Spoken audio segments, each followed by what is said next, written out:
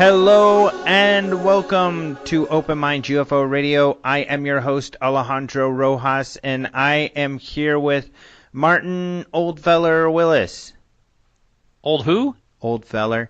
And now I feel bad about saying that, you know. Oh, that reminds me, because someone had accused me of teasing you and making fun of you and stuff like that. And I say Oldfeller because you were just talking about antiques and stuff like that, which is a lot of fun. I love that topic. And then I said this, and I was like, oh, no, that person's going to think I'm being mean to Martin again. No, actually, I take that remark well, because I am a lover of antiques, which is kind of antiques and UFOs don't really mix, but unless you're in a way, you want to try to ancient aliens. I don't know. Maybe. Well, even 1947, when all those, the government was looking into UFOs, that was way before my time. So that's kind of antique-ish to me. It is. But anyway, having fun here in New Hampshire, getting ready for an estate sale, so finding some real goodies, having a good time. That's awesome. That's fun. And I should say, and I'm going to take this opportunity to say that I certainly do not intend to disparage or make fun of you at all, Martin. In fact, just the fact that I have you on my show demonstrates that very, very, very high level of respect. I'm having fun, and I hope nobody feels like, I'm making fun of Martin or making him look badly. I'm certainly not trying to, because I think the world of Martin Willis. And it's great to take the chance to say I think Martin Willis is super duper awesome, and I really love talking UFOs with you. So it's a pleasure to talk with you every week. So wow, I hope you never have felt that I've made fun of you. I haven't meant to. No. Yeah. No, all in good fun, and I'm speechless. That's very nice really? of you. See, and the awkward pauses and stuff, that's fun. That's charming. That's not a bad thing. I in my eyes, I don't feel it as a bad thing. Yeah, on my own show, I was known to do awkward well, way back. Yeah. So, it takes a certain knack. It does, and it's fun these days. Yeah. So, moving on. Let's see. Well, let me tell them about my guest. Oh, this is an exciting show, people. You're going to love this. My guest is retired Colonel Dr. John Alexander. And some people may be going, oh, man, that's a disinformation dude, man. But you know what is funny? And what we're going to be talking about is also exciting. A topic that people love, which is the Skinwalker Ranch. That's this ranch in Utah, that was purchased by Robert Bigelow, who's a real estate mogul out of Las Vegas, who now is running Bigelow Aerospace and actually has a component on the International Space Station. He's also very much a UFO enthusiast, into the topic. He's funded a lot of UFO investigations and paranormal type of investigations, including investigating this strange ranch in Utah, which is a favorite topic of many people.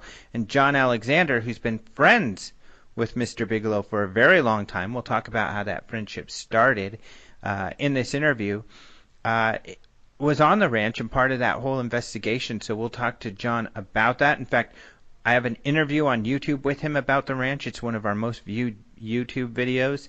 And so I thought that would be a lot of fun, because there's been some stories about the ranch in the news lately. And I thought it'd be fun to talk to John about it. Right. And it's sold, right? It did sell, yeah. That's what those stories were. And funny enough, John didn't even realize that, but it has sold, so Bigelow does not own it anymore. And these stories essentially were about people trying to get on the ranch and everything, and these people are harassed by people. So I think the story headline said something like paranormal turns into prosecutable because they're really getting upset at these people trying to come onto their land and look for UFOs Wow. and weirdness. Yeah. Yeah, I can see that happening. And no trespassing is no trespassing. And Exactly. they can throw the law at them for sure. Yeah, or they could shoot them. They actually, there are, I think they have to be breaking into a home to shoot. Well, I don't know. There's Anyway, like a the make laws my probably vary day. in different states. Yeah, you're right. But John is also speaking at the UFO Congress, and that's what's funny. People call him a disinformationist because he was in the Army and in Army intelligence, and he looked into UFOs and other paranormal phenomena while he was in there, and because he feels that the government doesn't have much in the way of secrets, at least any organized sort of investigation, that people think he's a disinformation person. But he's into a lot of different stuff, as we'll find out in this interview, and on his lecture at the UFO Congress, where he's going to talk about his own sighting and the other paranormal phenomena that he feels are related to his sighting and this field, which I think is going to be fascinating. So it's great. And you know what? To his in his defense, all of these conspiracies people have, there's really no proof to point to any of it. There's conjecture. There's a few. There are some witnesses and stories. I think that we've got a really good series going right now, and I'm really excited about our next UFO magazine. Open Minds UFO magazine we're going to be putting on YouTube because we're delving into the files of where are these UFO investigations going, and I think that's fascinating. There's some evidence and proof, but have you ever had him on your show? I have, yes, and I just remember it being a really good show, and I thought I was going to get some flack about the disinformation aspect of our conversation. That could be construed, someone could say it was, but I didn't get the bad feedback like I expected, actually. So he's intelligent, an interesting man. Yeah. Yeah, a very unique insight, and so I really love talking to the guy, especially about Skinwalker. This topic is a lot of fun, so I think people are going to really love this. But before we do that, how about we get into some UFO news? I got a doozy today, but you start us off. I will. And I sure hope we didn't do this last week, but if we did, it wasn't posted on your site yet. This is about a strange luminous UFO caught on a security camera in England. The story was written by Alejandro Rojas, and it talks about this odd luminous orb, and I agree, I would consider it that. It had to do with a camera that was like a security type camera, and it was also motion triggered. They think their cat Alfie might have triggered it. Actually, this happened while they were gone. So it's about, I think it's like 42 seconds long or something like that. And what you do see is you see this orb go through the rooftops, or by the rooftops, and then it changes direction, comes back. Now I know from having one of these IP cameras myself that you can, with a motion sensor, you can get some weird images from insects and things like that.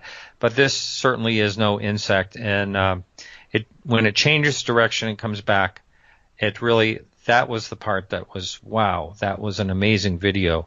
And I strongly suggest to the listener, check that video out. It's right on Open Minds TV under one of the links called Security Camera Something.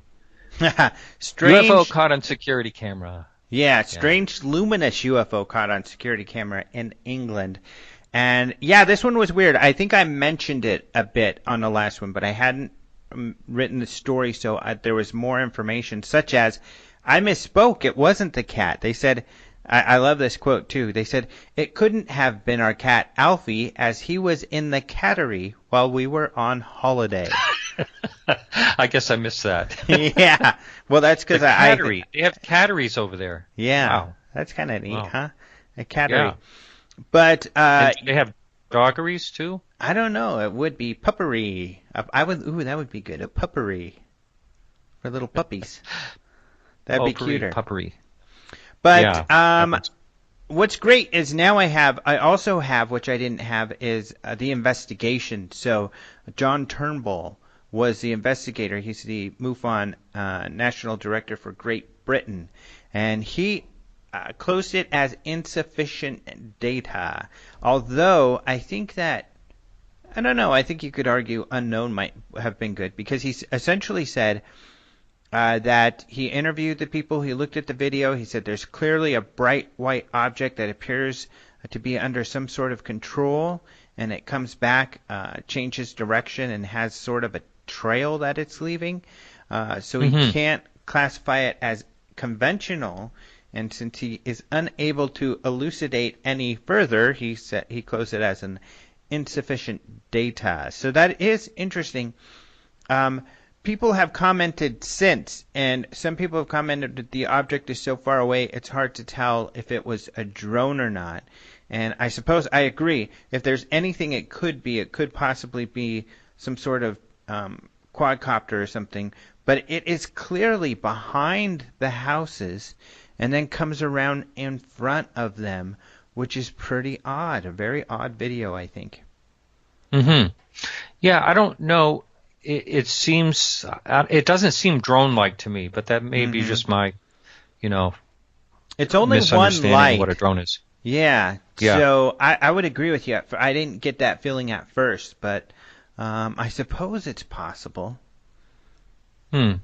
Hmm, that's right. Hmm. Hmm, hmm. So yeah, that's a good one. Good one, dude. Good one. All right. Yeah. All right, yeah, high five. This is another good one. So I'm really excited about this one. I pounded this out and was rushing to get this out, this story. And this is the WikiLeaks. So if anybody saw the debate this weekend, they were talking about some new WikiLeaks email. Well, they weren't so shocking. One headline I read, which was really funny, is that the emails showed that Hillary was boring or something because these were a lot of more Democratic emails that were posted, including emails from Podesta, John Podesta. Now, you and I, of course, have talked about Podesta quite a bit because he is Hillary's campaign manager. He used to work for Obama as an advisor. He was Obama's transition manager when Obama took over the White House, 8 years ago now. And so, very prominent figure. He was also the chief of staff for the Clintons. And he is very into UFOs, has been for a long time. Even during this campaign, he's kind of challenged people for a while to ask Hillary about UFOs. And he talked about Mm-hmm. UFOs in some of his tweets. He's a tweeter.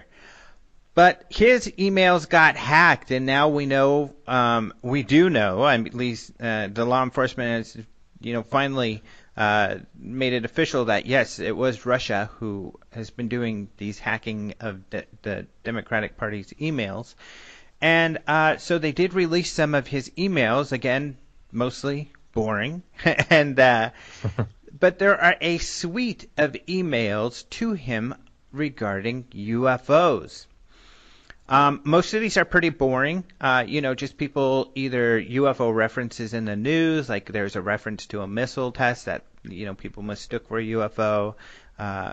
Thing about Kucinich, but also some guy talking about terrorism and some other things. One guy, this was kind of sad, who was he was upset about German immigration. He stated, Germany's immigration disaster deniers have as much credibility as alien abductees spirited away in a UFO with Bigfoot at the controls. So that was one of the funny comments. There's kind of an odd one. Of course, some people believe this. I think it's kind of odd personally. There's some guy who's writing, "Hey, Podesta," and he CC'd McCain and some other people, and he's like, "You got to tell Hillary she's got the climate change thing all wrong." Oh yeah, I saw that. You saw this? It's actually Nibiru or Planet X, which comes around every 3,600 years or so, and its gravity is pulling on our planet. We can't see it now because it's in the sun's glare. So I guess if the astronomers would just kind of cover their eyes from the sun's glare, they'd be, "Oh, look, there it is. There's Nibiru." So maybe that would help. But that was kind of a funny one. But one that is being made a big deal about, which is much less of a big deal than people think, is this one from Edgar Mitchell. And this is kind of funny because this demonstrates how the UK tabloids are so terrible at reporting news. They're awful, and they get it, they over-sensationalize and are just completely misleading and inaccurate. Their headline is, "Revealed, Hillary Clinton had secret meetings with NASA astronaut to discuss aliens." Completely, absolutely false. So, and I have links to the actual emails so you can look at them. What had happened was there is an email to John Podesta requesting a meeting with Edgar Mitchell. Now, it makes it look like the email is from Edgar Mitchell. However, if you look at the email address and you follow that, you find that it's actually from a woman named Terry Mansfield. And she's somewhat, I mean, some of you might have heard of her. She's a UFO researcher. Her website says that they educate humans about work with our nonviolent, obedient to God extraterrestrial intelligence from contiguous universe whose mission is to work with our scientists to bring zero-point energy here for the purpose of extending life on our fragile Earth. So a little fringe, Wow. you know. She's kind of, and she says they only fundraise with billionaires. So yeah, which is kind of interesting. Anyway, that's who the email came from, either her or her colleague. She works with Suzanne. And so the email is requesting a meeting to talk about zero-point energy with Edgar Mitchell. Now, the question was, did Edgar Mitchell know they sent this email? He probably did. He's into this kind of stuff. They're the type of people he hung out with. So he probably did. But did Podesta reply? That's something we did not know.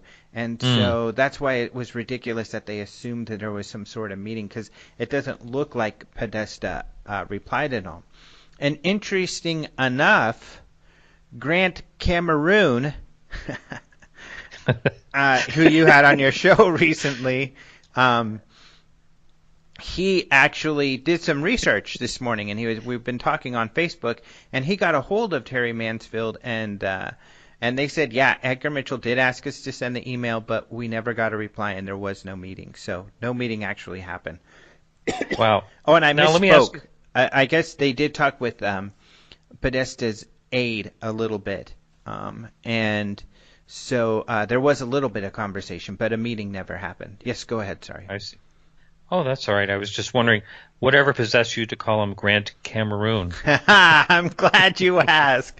No, I'm just joking around because, Martin, of course, you had him on your show recently, and you commented about how he calls me Alejandro. That's right. I've been doing the show now for years. It used to be UFO Think Tank, but now it's Open Mind UFO Radio. And if you can go back, even when I did my first show with him, which is probably 2000, at least 7-8 years ago, you can go listen, and he calls me Alejandro. And even at that point, I had already known him for many, many years and been in pretty close contact. I mean, sometimes we talk more than others, but he's always called me that. And I kind of laugh, and I kind of tell him, say that's kind of maybe because he's Canadian, and it's kind of French-Canadian because it's Alejandro. Almost sounds like a little French kind of flair there. Yeah. So I was just That's joking. very gracious of you, yes. But I do know his name is Cameron and not Cameroon. Yes. I was just being silly there. So there's not a whole lot to that one. I mean, Edgar Mitchell wanted to meet with John Podesta. No big surprise. We all think that would be cool. But here's what's cool, and the Wall Street Journal actually wrote about these. By the way, I should mention Shepard Johnson did the research to find those other files for us at Open Mind. So thank you to Shepard. But the Wall Street Journal did a story about some of the other ones that are actually much more interesting, and these are from Tom DeLonge. So Tom DeLonge is a rock star. He was with Blink 182, and actually Jason and Maureen, when they were with Open Minds, interviewed Tom DeLonge, and we've got that at Open Minds. But he's super into UFOs. A lot of people a few months ago made a big deal because he was making a lot of claims about knowing all these people and all this, deep throat contacts who know about UFOs. Mm-hmm. And he released in July of 2015 a photo of him interviewing Podesta, which many of us, like myself, Lee Spiegel, others who have been dying to interview John Podesta about UFOs, were extremely jealous and thinking, why Tom DeLonge? Why is he talking to Tom DeLonge? But right. We have yet to see this interview. Tom DeLonge says it's going to be part of a documentary he's going to release. So we know he did talk with Podesta. And in these WikiLeaks are a couple emails from Tom DeLonge. One of them is kind of an update about what's going on. It's a few months after the interview in October. Tom DeLonge is saying, here's the update. I've been talking with Spielberg's people and some others about what we're going to do. I'm getting my books and stuff out. And then he says, I would like to meet with you and bring two very important people that essentially have some insight into UFOs. Doesn't look like Podesta ever replied to this email. But the more interesting email is from January 25th of this year. And the subject is General McCasland. And Tom DeLonge writes, he mentioned he's a skeptic. He's not. I've been working with him for 4 months. I just got done giving him a 4-hour presentation on the entire project a few weeks ago. Trust me, the advice has already been happening on how to do all of this. He just has to say that out loud, but he is very, very aware as he was in charge of all that stuff. When Roswell crashed, they shipped it to the laboratory at Wright-Patterson Air Force Base. General McCasland was in charge of that exact laboratory up to a couple years ago. He not only knows what I'm trying to achieve, he helped assemble my advisory team. He's a very important man. So, this General McCasland is Major General William McCasland, and he was the commander of the U.S. Air Force's research laboratories at Wright-Patterson Air Force Base. In fact, the Air Force site doesn't say he was. It says he is. So maybe he was in charge of it up until recently and they haven't updated it. But yeah, he is actually a very important person. Wright-Patterson, of course, is where Project Blue Book was and all of the Air Force UFO investigations. And people do feel, maybe they took the Roswell craft there. So if this General McCasland does have something more to say about UFOs that he has not told the public, that is actually very, very interesting. So hopefully, it could be that Tom did not want that name to get out and the name of his contact to get out. I'm sure somebody's hopefully going to be asking McCasland what he had to say, and maybe he'll have a comment, especially since the Wall Street Journal wrote about this. But that seems to be the most promising or most interesting of all the WikiLeaks out there regarding UFOs. But from what I can gather, these are all of the UFO-related WikiLeaks that came out recently. And that last one, pretty interesting, huh? I'll say. Yeah, that's great. Well, that would be really something. It's funny. It's someone like Tom DeLonge, because of his fame, may actually get some traction and get somewhere. Yeah, I mean, according to him, he's told a lot of stories. He hasn't produced much to back up his stories, but he says, when he got into this, it was some people who worked at Area 51 that went to him because he's famous, and that's what really got him connected with some of his great contacts with some I guess, really good information. So, yeah, you're right. It could be that he really does have some really great stuff. But so far, all he's released a book that's nonfiction that he says is based on some of the real stuff, but we don't know what's real or not. So, pretty interesting. No, it is fiction. It is fiction. You mean? It is fiction. Yeah. Right. Oh, did I say nonfiction? Yeah. Yeah, it's right. fiction based on nonfiction, according to him. So, yeah, that I think is an interesting email. I like the last one. Yeah, awesome. You probably like the Nibiru one, right? Yeah, that one really cracked me up. That's a good one. All righty, so you got anything else, buddy? I think I'm just about done. All right, well, thank you for taking the time out, because I know you're really busy today with your antiquing. But thanks for taking the time to talk some UFO news with us, buddy. Yeah, always a pleasure. Okay, well, let's go ahead and talk to retired Colonel Dr. John Alexander. I am very happy to have back on the show John Alexander. Hello, sir. Hi, Alejandro. Great to talk to you again. Yeah, it's always fun and interesting to talk to you. Of course, there's always a little bit of controversy. Even, you'll be speaking at the UFO Congress coming up because you're known as, by some, although practically everybody who's been in the military, people believe that there's part of some kind of disinformation scandal. Well, we're getting a greater dose of that with the current election cycle as well. Just, truth no longer matters. Yeah, unfortunately, conspiracy theories kind of reign supreme, especially the most dubious of them. But although it seems like a bit. One of the reasons people feel that way is because you don't feel there's there's so much a conspiracy of hidden secrecy as much of a conspiracy of kind of ineptitude or just inability to deal with UFOs and things like that. But it seems like you kind of relish it a bit. You kind of like setting the record straight to people. Great. As you know, first line in my book is UFOs are real. Right. And what I'm going to be talking about at the upcoming conference is just the complexity that we have run into in trying to investigate these phenomena. Mm-hmm.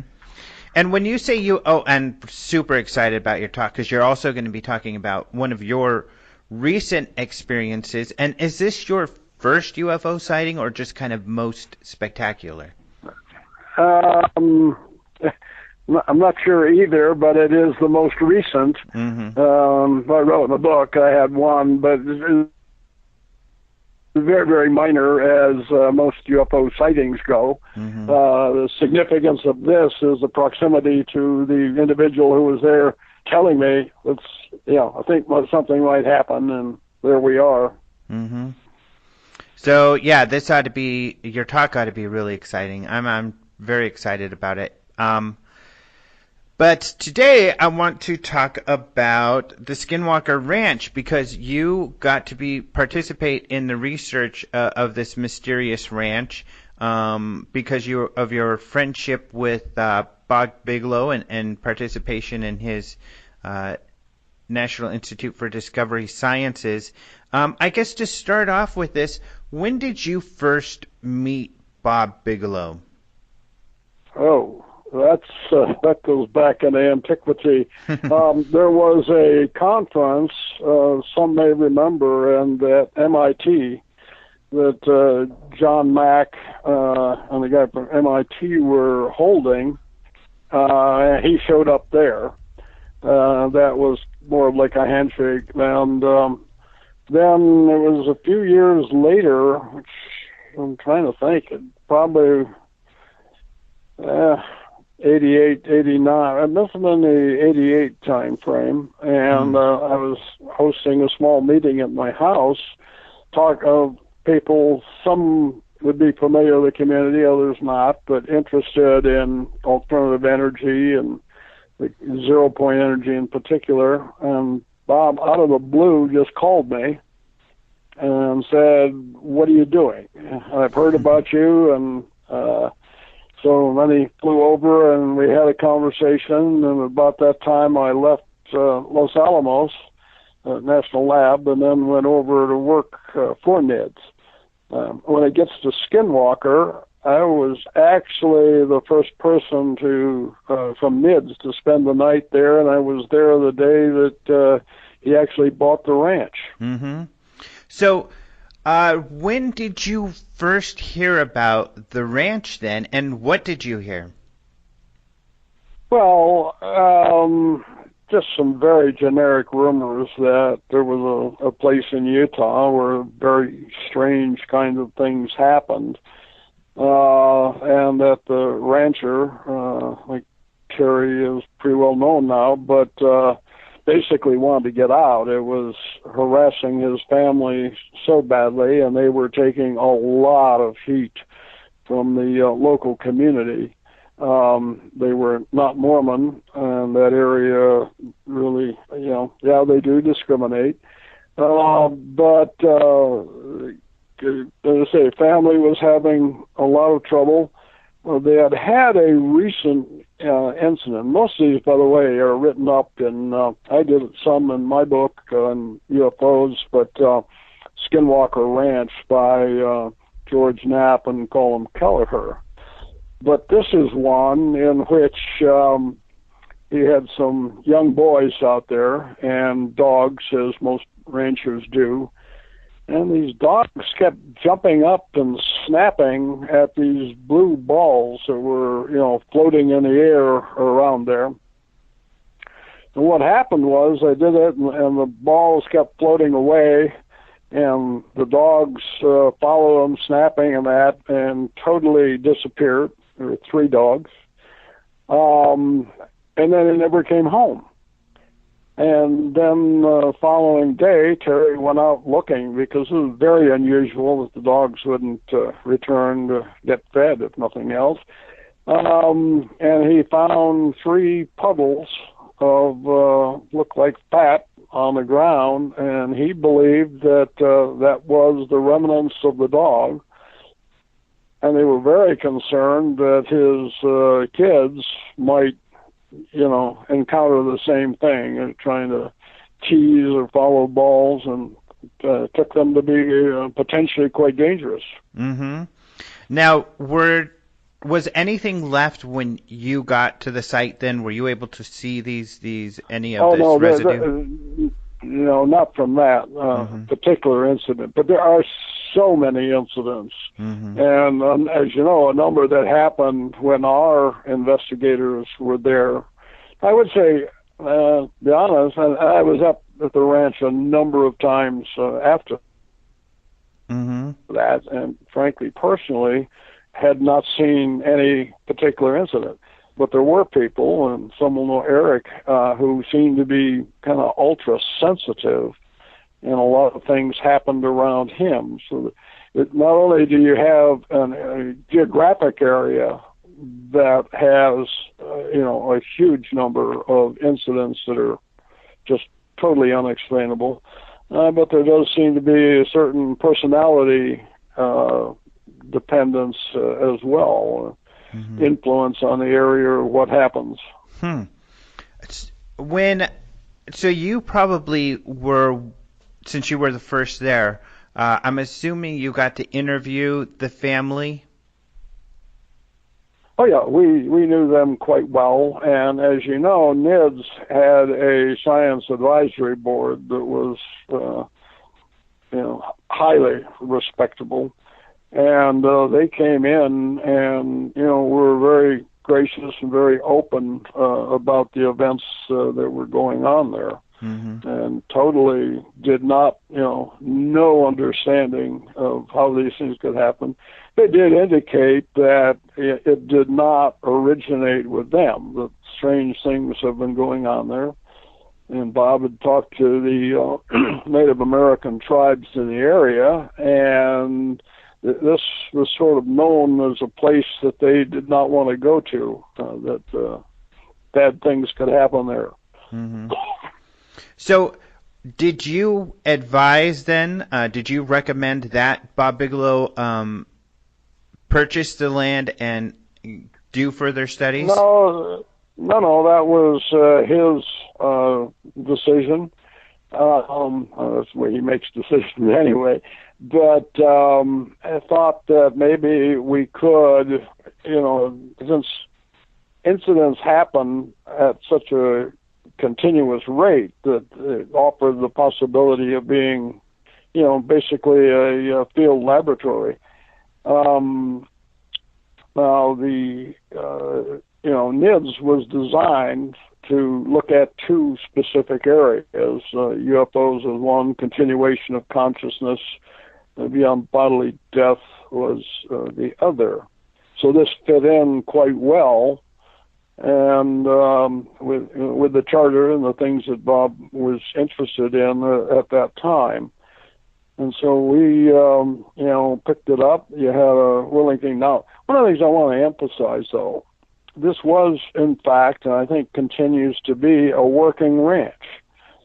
So it also has to do with just raising cattle. So a lot of people like to say, oh, he, wasted, I think, it was around $250,000 on it. I said, no, you're picking up a working ranch that continues to have value.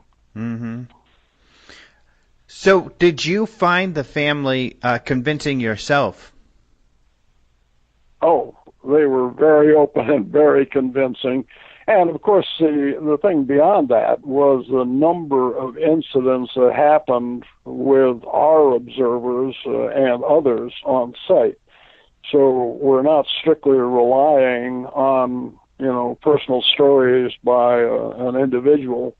There's many stories, a large number of witnesses, physical evidence that pretty hard to deny and pretty hard to explain under any set of circumstances. Mm-hmm. When Bob purchased the ranch, I would imagine, and you can let me know whether I'm right or not, there might have been, was there any hesitation? Was there kind of like, wow, he bought this place, what if we're going to put all these resources into it? What if nothing happens? At the beginning, were people a little nervous that way? Oh, not that I'm aware of. Mm-hmm. Things.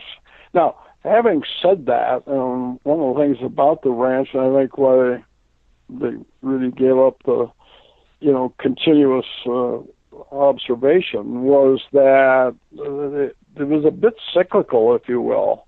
In other words, there would be periods of intense activity and then other periods where virtually nothing would happen.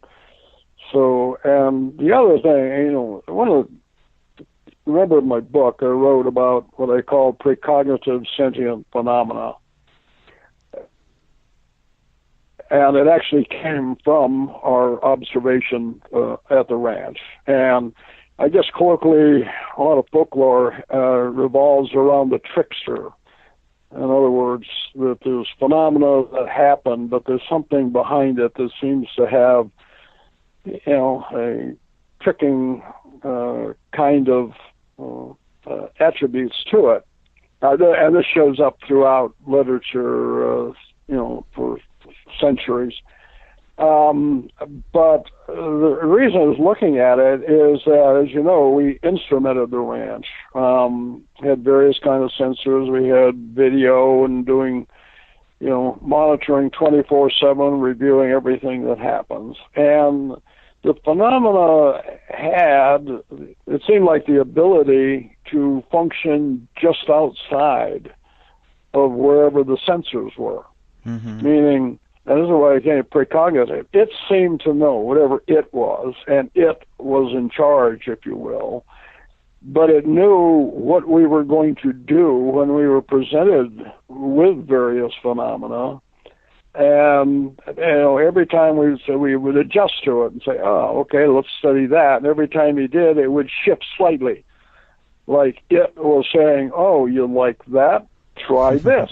And you'd get something totally unexpected. Mm-hmm. Often, for instance, like just off camera or something of that nature. Can you remember an incident that was kind of an example of this? Well, there's a classic one written to in the book, and one in which we had 4 poles. As I said, we had set up surveillance, and what happened? You had video cameras on top of 20-foot poles, all looking to the west. And in this case, the poles further to the east could see the poles to the west. And what happened was that, okay, so in order to install the cameras, you had wires that were, coming from the camera down to the ground. You had probably half a roll of duct tape on each of the poles, just holding the wires in. As you got close to the ground, you had PVC piping and U-clamps that held the wires down, and then they went underground because as a working ranch, you still had cattle running around there. And this ran back to a house, the housing where we stayed, and so you had time lapse on a second and a third between each frame, but again running 24/7. And this phenomenal incident that happens, we know that all of a sudden camera, I'll just call it camera 1, the one further to the west, stops recording. And the camera to the east behind it does not record anything. Now, not only did the camera stop recording, the wires at the top of the 20-foot pole were pulled loose. There was a chunk of about 3 foot of wire in between that were missing. And then the PVC that held the U-clamps that held the PVC pipe had been pulled loose. And so we went in and looked at the camera that was staring at the camera where the incident had taken place. And coincidentally, the cattle had been milling around the pole at that time. Importantly, absolutely nothing showed up. Mm-hmm. And what we knew, the reason the cattle location was important, we knew that if anybody approached the cattle or anything came in there, they would always scatter. In this case, they hadn't. And we know from the time that the wires were pulled loose when the recording stopped, so we knew where to look. And absolutely nothing of any of the things that we described show up on the camera that was facing it and should have recorded the entire incident. Mm-hmm. So, I mean, what are your thoughts on that? So, I mean, you did have video footage of the pool. You just couldn't see the wires. Oh, no, nothing happened. That's the point. Uh-huh. I mean, we should have been able to see if somebody climbed up the pole and we'd have, again, 20 feet or so and pulled it, jerked it loose. You should have seen whatever went up there. Mm-hmm. You should have seen whatever cut this, yard-long chunk of wire out of the middle. You should have seen something pull the U-clamps and the PVC loose. See, again, not only did we not see that, we also did not see the cattle move. And they certainly, if anybody had done it, or any normal thing had done that, they would have scattered and didn't. Yeah, so pretty strange stuff. Now, what do you remember, when did, once the investigation began, NID's investigation, did strange stories then start coming very quickly? Did they begin experiencing... I'm not sure what do you mean. I mean, we had strange stories. It was the reason we picked up the ranch to go back. You mean our incidents? Exactly. So the investigators, did they begin experiencing things? Well, one of the things I want to emphasize, I had a little go-around with Jesse Ventura and his conspiracy theory show that he did about Skinwalker Ranch, and he asked me, could I get him on the ranch, and I said no. And the other thing was, by the way, you'd be quite bored. My point here is that, yes, a lot of very phenomenal incidents happened. But when you amortize that over 6 years, it is not like, oh, something happens every night. I understand that the people up there are still being harassed with folks trying to sneak in and whatnot. So it wasn't happening on a continuous basis. The ones that did happen were very, very dramatic and, literally unexplainable. But it's not like you sit out there and every hour some unusual thing or UFO pops in or lights appear or various kind of apparitions or what I call creepy crawlers show up. All of those things happened, but again, you spread that over the 6 years that our observations alone. Some of the incidents had happened to Terry and his family before, and some of the stories even predate Terry. Mm-hmm. So the anomalous lights, for instance, did that occur? Were any of those being able to be recorded or seen by the NIDS investigators?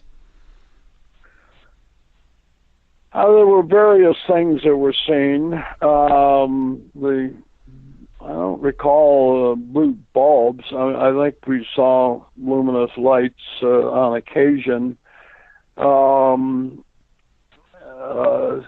Some of it, Eric recorded or reported an incident out in the trees, which were there was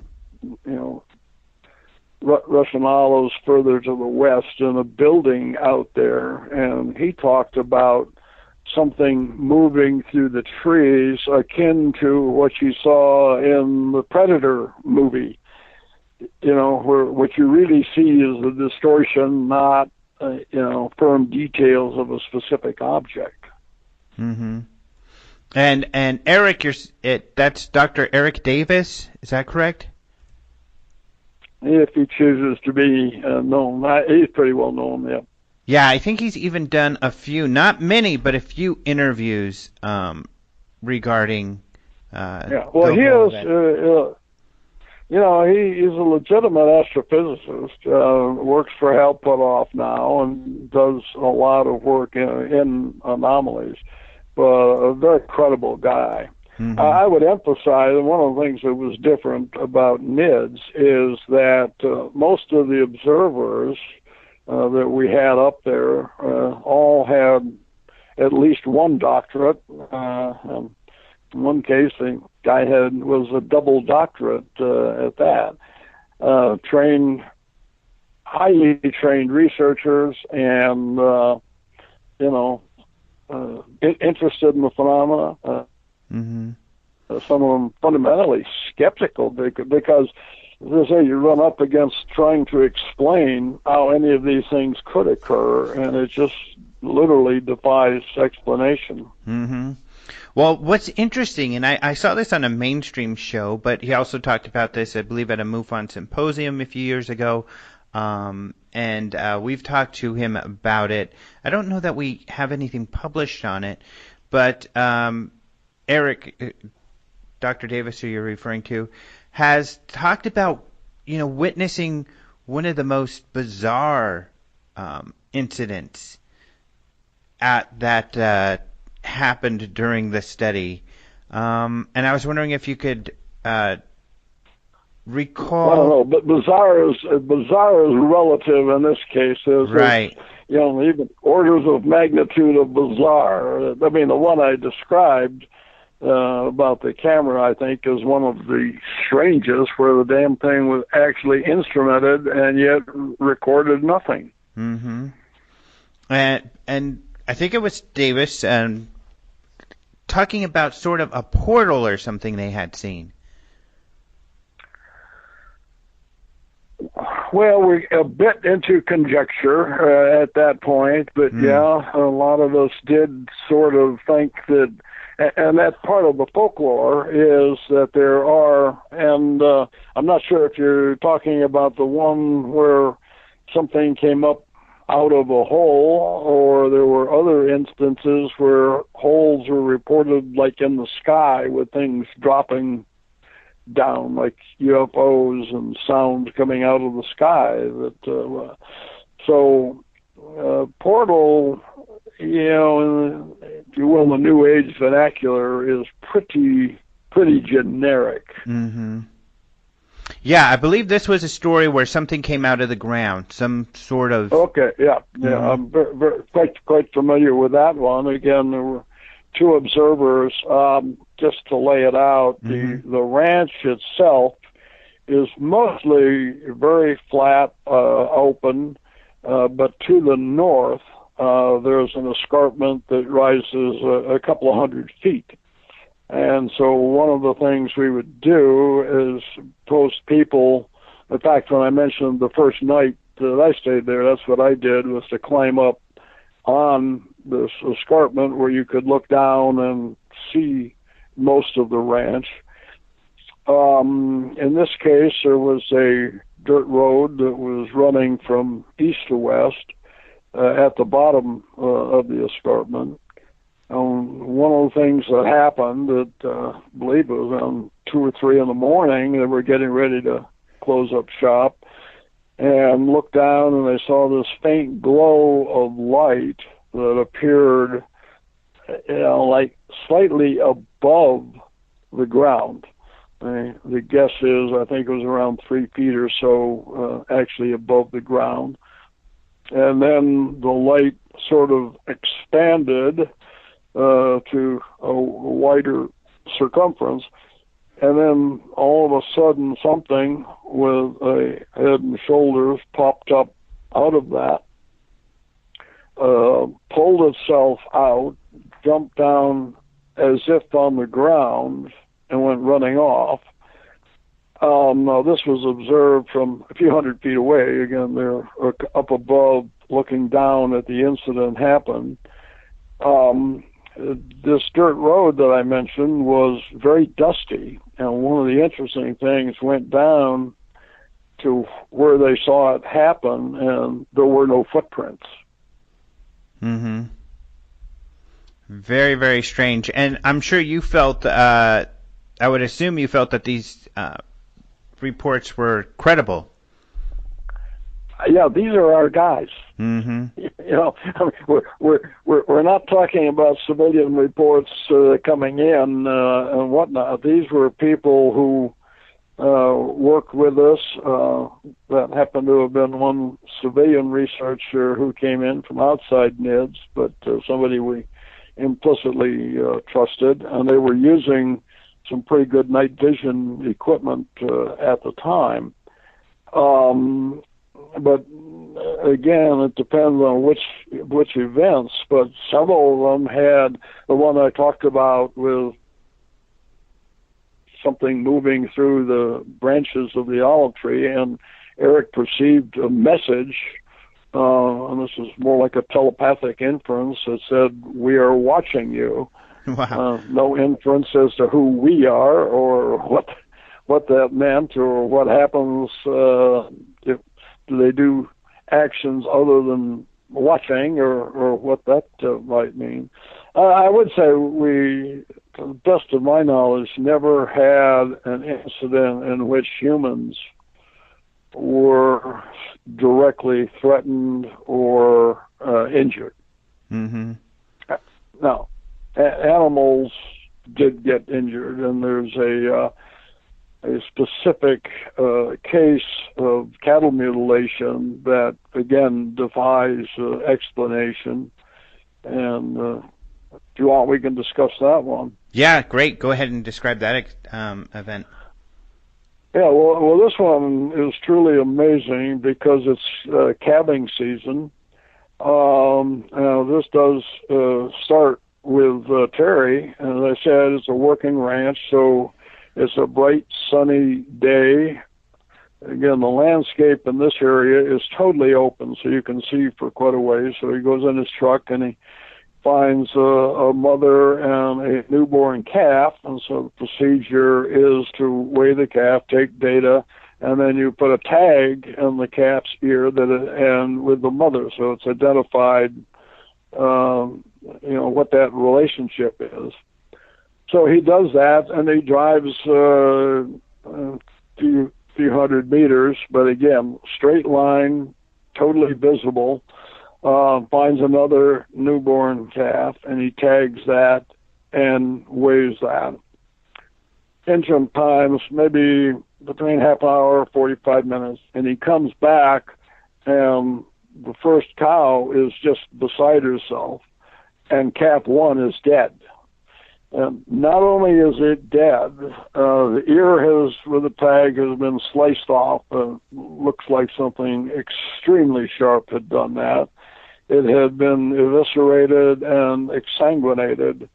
And there was now the remains were about 20 pounds less than what it had weighed 20 minutes ago. We had George O'Nett, who was a DVM, among things, up to the ranch that day. We had protected the carcass to make sure nothing happened to it. Again, there were a lot of slicing, and one bone was moved out. Looked like some nicks from a sharp knife on it. But one of the things I had them do, people said, simple, it was bled out and just, blood went into the ground. So I suggested, and they went to a nearby slaughterhouse and got a few quarts of blood and came back in the area, and we just poured it on the ground to see what would happen. And weeks later, you could go by and say, that's where the blood was poured on the ground. Mm-hmm. Yet, at the point of the exsanguinated calf, no marks whatsoever. And we looked at, every possibility of predation. Not the way big bears kill, not the way big cats, and there are a few in the area. But there were no known predators that could have carried this out. One of the hypotheses was that it might be human. And, they probably still shoot cattle rustlers. But the point is that, again, this is broad daylight, mid-morning, totally open visibility. Nobody in their right mind is, going to sneak across an open field and cut up somebody's calf like that. Mm-hmm. And I mean, being exsanguinated, like you said, the blood being taken, I mean, it would have had to have been collected and then removed, right? Which would have been difficult that process. That is the point. It wasn't just drained where it went into the ground, and that's why I had the experiment run, pouring blood on the ground to see what it did look like, and had pretty good comparative analysis of that. Mm-hmm. So how did this, what was your reaction to all of this? Did this change your worldview? Did it have, I would imagine this had to be pretty shocking for people. Well, it changed not my worldview, no. But then I have a pretty broad worldview, and I've been involved in phenomena for decades and have seen some really, really strange things in other locations. Certainly this was one of the more highly concentrated areas, and ones in which you had this variety of phenomena that were occurring and defying, scientific explanation and attempts to do research. Hence, that's why I said it was a precognitive sentient phenomena. It knew what we were going to do. It seemed to know how we would respond and what kinds of research we would attempt to do, and yet present things that were ineffable. Mm-hmm. And, this is a group of scientists, for the most part, very intelligent people that were outsmarted, essentially, by some unknown phenomena. Yeah. It's in charge. Whatever it is, it's in charge. Yeah. And that may be one of the more scary aspects. Mm-hmm. Yeah, I would imagine, Dr. Davis, for instance, wrote a paper on teleportation for the Air Force. I think a lot of people assume his experiences with the ranch kind of influenced his thinking, or at least opened his mind about some possibilities and what physics is capable of. Did any of those scientists express any emotional reaction, or just I would imagine, especially for someone who isn't as familiar with paranormal as yourself, even myself, if I had experienced that, I mean, it would really leave a mark. Yeah, well, it certainly left a mark. I mean, there's no doubt about that. As you know, I've been seeing the stuff in voodoo in Africa and things that just cannot be explained as well. A lot in South America and dealing with shamans in the Amazon and various incidents in Brazil. So I got to remind that, again, we had the Science Advisory Board that was world-class by any standard. Now, of course, we selected people who were open to the possibility of phenomena. Some of them were probably not as experienced, with others like Jacques Vallée, who this sort of fit in with a passport to Magonia. But changing, no, it just fit in. It's a bunch of pieces to a much, much larger puzzle. Mm-hmm. So everybody was pretty professional about it. Nobody kind of... very, very much, yeah. Nobody lost their composure.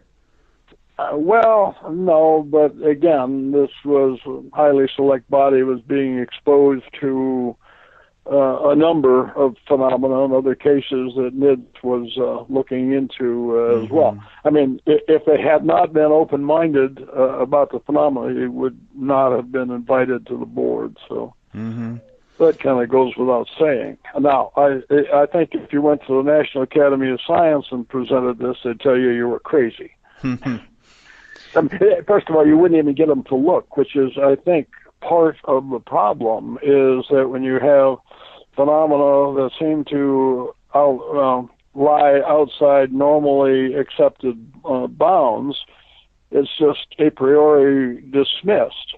And it would also, one of my pet peeves, looking at this on a global basis, yeah, that's true in the West. But there are other societies, even those that are very Western-oriented, highly well-educated, who are much more accepting of these various phenomena. So, in all, do you feel, as a group, the scientific board and Bob Bigelow and yourself, I mean, because it was one step ahead, was the experiment a failure in not being able to record phenomena, or how do you feel people felt about that? Well, I could never say it was a failure. And that was because we did have so many observations. It also means, no, we did not come up with the answer. And as you know, the last paragraph of my UFO book, which I think is directly related, says that, I don't think we're at the point of asking the right questions. I think that what we have is so terribly complex that it is beyond our imagination, and that when we attempt to, do research projects, it's almost laughable. The other problem is it is very difficult to get the best and brightest minds. I'm, as you know, very familiar with the UFO community. I think many of them are very well-meaning, but unfortunately, often not qualified to, get into these scientific areas. That said, if the PSP is right, it wouldn't matter anyway. Well, and even though some individuals are capable and intelligent, any serious study requires organization and resources. and that's something that unfortunately doesn't seem to happen, especially when people are self-guided and have just different ideas about how to go about the research. Well, it's that, and quite frankly, funding is potentially another issue. Mm-hmm. I use the Large Hadron Collider as an example. Globally, we put over $18 billion into that, looking for the God particle. Found the Higgs boson, and then went from there to say, whoops, that wasn't it. And then we found pentaquarks. But we have this mechanical model of the universe that says if we cut things into smaller and smaller parts, we will eventually, find the essential building block. It does not appear to take into account the role of consciousness or a multiverse. We have multidimensional universes that are interacting from time to time. Mm-hmm. Yeah, limited by what is known often, it seems. So, well, the problem, from a scientific perspective, is, in my view, the problem is that we start with the assumption that, it's a materialistic universe, and we do not, in general, accept even the possibility of spiritual interaction. And I think that's a fundamental mistake. Mm-hmm. By a spiritual interaction, do you mean kind of like an unknown force, but a force that is ever present, I suppose, at least in the human body? Well, there are several aspects to that. As you know, my doctorate did a lot of work in thanatology and looking at near-death experiences. And again, the continuation of consciousness beyond bodily death. And I think the evidence in favor is extremely strong. But again, when I've traveled the world, you come to societies that talk about interaction with spiritual beings that guide entire life and interact with them, sometimes on a very physical plane. Again, Western world, we tend to disregard that without even accepting the possibility. You do run into, and I don't want to get into religious arguments about, what does that mean? Is there a soul, and how does that fit into the process? But I think there are pieces to that puzzle that are associated. Mm-hmm. And along the lines of what you referred to earlier with the ranch, a sort of non-physical intelligence or consciousness. Yeah, and the reason I use precognitive sentient is that, like I said, it was so smart that it knew what we were going to do, and clearly intelligent and clearly in control. Well, and some theoretical physicists do theorize on possible forces we're not aware of, or even particles we're not aware of, that could make up and explain some of this and allow for non-physical consciousness and Well, there are folks who are working particularly on quantum mechanics and trying to explain what that is, much to their frustration, because they never quite get it. But again, the basic, if you start with a premise that everything is material and can be cut up into smaller and smaller parts, that really limits your options when you get to explaining the veridical observations that take place and in daily life. I mean, near-death experiences, for instance, in the U.S., there are millions of people who have had these experiences. And it's only, kind of one example. You have others, we used to teach psychokinesis, no physical way to explain the energy necessary to cause that to occur. And, from ghosts to, pick your phenomena. There's some pretty hard evidence for all of those things.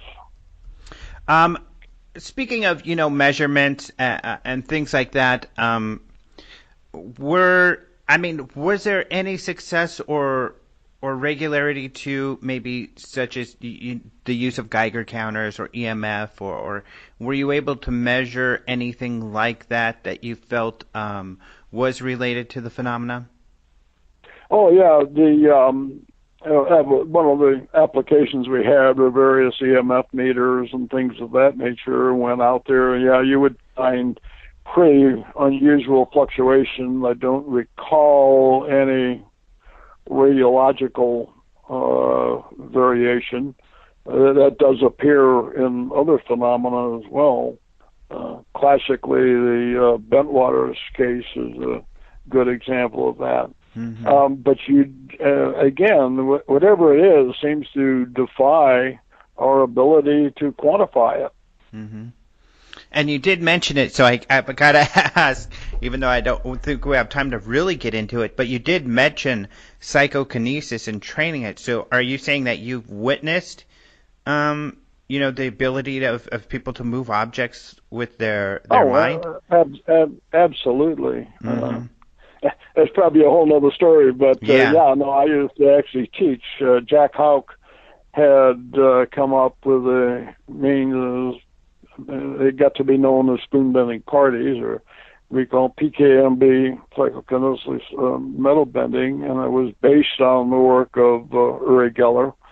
But we then had something that was teachable. Mm-hmm. And again, the problem here was, did it happen 100% of the time? No. But there were examples where we had very, very dramatic experiences that happened, in front of me and many, many others, and highly, highly credible witnesses. And if you use the mechanistic model of the world, one of the things you have to say is, okay, if this metal bent, where did the energy come from? And I'm talking here about the kinds of things in metal bending where there's no physical force applied. And you really cannot come up with an explanation. Mm-hmm. Were you able to do it? Not well. I've had some things happen, but as I said, I was able to teach the process and observe others that had some pretty spectacular events occur. Mm-hmm. Wow, that's amazing. But I guess getting back to the ranch, some final questions. Do you feel that, I know Bob Bigelow has sold the ranch, so it might not have, I have no idea how expensive of an effort this investigation into the ranch was, but do you believe he felt it was money well spent in the end? I'm sorry, you'd have to ask him. Mm-hmm. I have no idea. I was not even aware that he actually sold the ranch, so I had heard there were other folks in there. Probably the biggest expenditure, however, would have been on salary for those of us working there. Mm-hmm. Yeah. So, I mean, again, it was a working ranch and maintained, its property value. So. Mm-hmm. So, and the family that he bought the ranch from, I understand, stayed to work the ranch for a period of time. Is that correct? A short period of time, yes. Mm-hmm. Before leaving, and then I guess after that he did. They were terribly harassed by the community. Things did not go well. Wow. Wife lost her job in the bank directly related to that. The kids were getting harassed in school as these stories became known. So the public is not kind. Mm-hmm. Yeah, and I guess that's on one side you have people who say, "Wow, isn't that interesting?" But the reality is that liable to bite you. Yeah. Yeah, these stories lately, there's a couple of stories that came up this week, and that's why I thought it would be good to talk about this. Well, in the last few weeks, George Knapp, of course, who wrote the book Skinwalker, or The Hunt for Skinwalker, has kind of put those on his Facebook, and that's how I became aware of them. It's by the Wintab. Yeah, I saw that on his posts as well. Mm-hmm. Yeah, and one of those is about... No, I was going to say I would really emphasize for folks that are interested to get George's and Oh, Colin's right. book. And to not go to the ranch, and that was the whole point. It seems like that Oh, yeah. prompted these stories. Is that, in fact, the title of the first one that came out on September 24th, of the two recent stories written by the UB Media is Skinwalker Ranch activity shifts from paranormal to prosecutable, because these guys are no longer experiencing, or haven't experienced, at least that they've shared with the public, any paranormal experiences, the new owners, I mean. However, they're getting harassed by humans who keep trying to Yeah. come onto the ranch or just walk Yeah. around the ranch, and it's really been a difficult Yeah. ordeal for them. It was unfortunate from the start. It's one of the reasons the general location was not well known while we were there. Some people figured it out. But, yeah, it's unfortunate that these, quote, researchers are, just really screwing it up. And this is private property. It belongs to somebody else. They have every right to maintain their privacy. Mm-hmm. Yeah. So, in the end, I don't know if you have any comments about.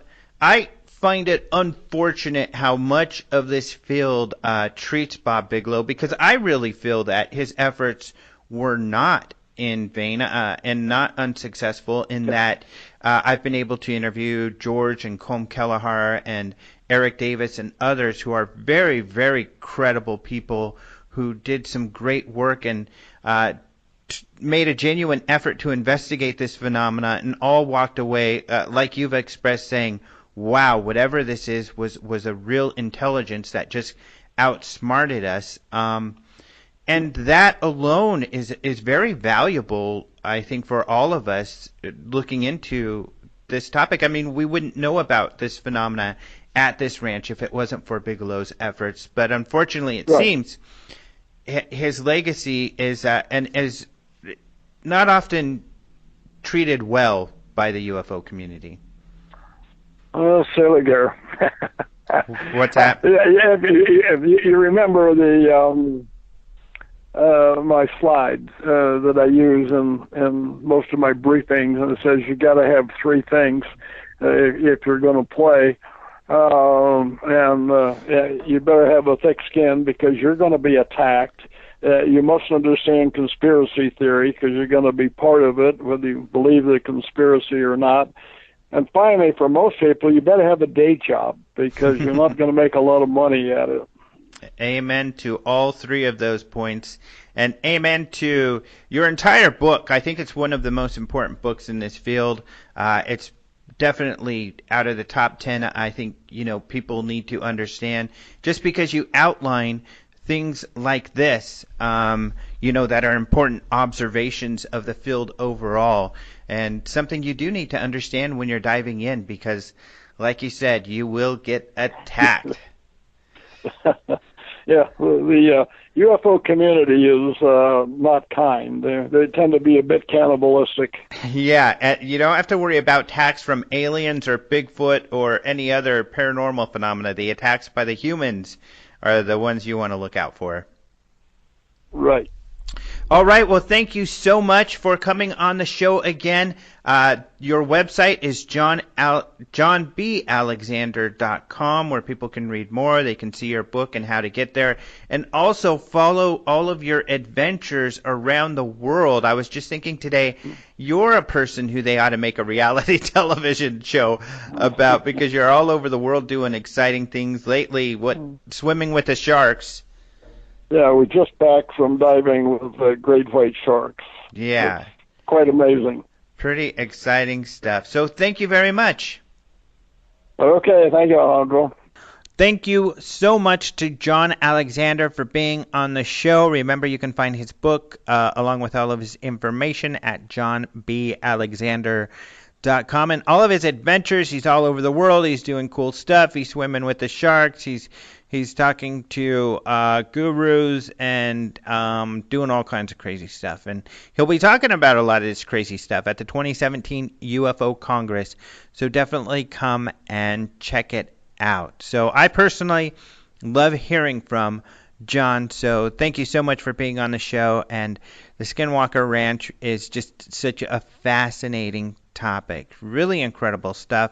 And it's really good. There's a lot of conjecture out there about Bob Bigelow, his intentions and such. And I think it's best to get it from the horse's mouth. I mean, when it comes to MUFON, sorry folks, I was there. I was part of the board. I was one of the directors, not part of the board necessarily, but in the board meetings because I was a director with MUFON when they created that relationship. And I've spoken with many of the people involved with NIDS, and it's a genuine effort to investigate strange phenomena, and I think that's fascinating and really cool. But it's great to hear from the people who have this inside information. And one of those is George Knapp. So remember, if you don't know much about this ranch and you're thinking, what the heck? This sounds crazy. Go check out the book, Hunt for the Skinwalker, by George Knapp and Colm Kelleher. Colm is another guy I've spoken with. Great guy. He still works for Bob Bigelow.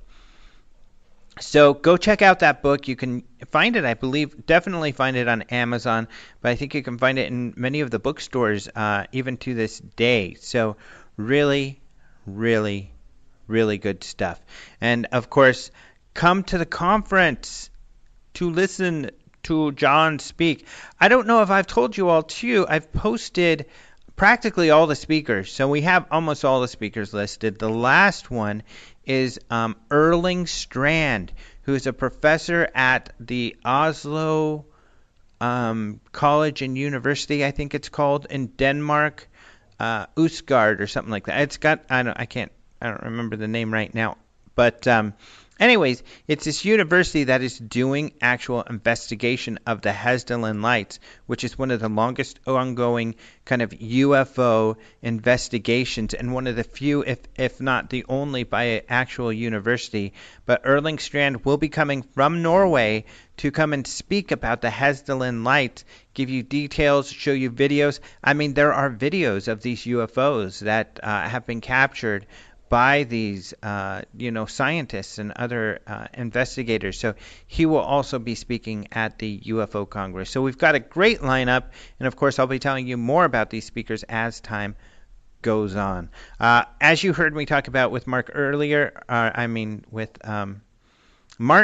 earlier, we do have another UFO magazine video coming out. This will be more about UFO reporting by the government. So more about official UFO reporting you probably don't know about. Just evidence documenting that the government certainly has been interested in UFOs since 1969, despite what they've been telling the public. And it's right there in their own files. So how have they been reporting and investigating those?